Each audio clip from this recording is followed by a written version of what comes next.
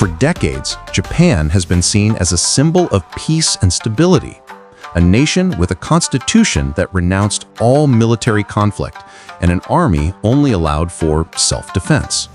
But in recent years, something is changing. The silence beneath the Pacific Ocean is being broken.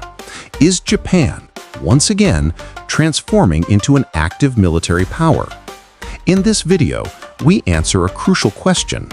Why is Japan suddenly increasing its military budget and acquiring offensive capabilities after decades of restraint? And what does this change mean for the future of Asia and the world?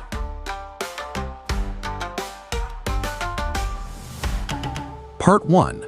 The Principle of Pacifism. To understand today's changes, we must look to the past.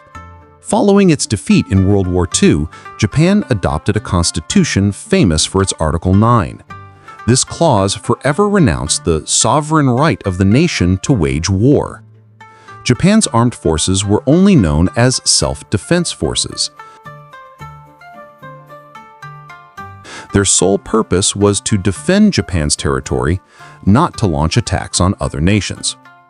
This principle brought an era of unprecedented peace and economic growth, but external threats were also growing.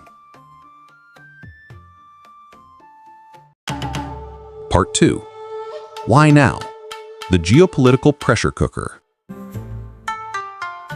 Japan finds itself in a complex geopolitical chokehold.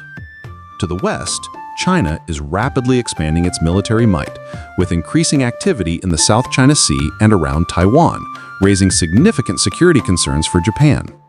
And from North Korea, routinely tests ballistic missiles, many of which fly over Japanese airspace.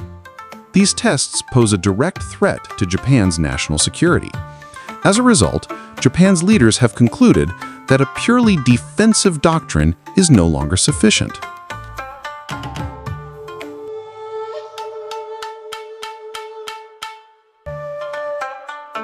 This is where the real shift begins. In a move that would have been unthinkable a decade ago, the Japanese government has made unprecedented decisions.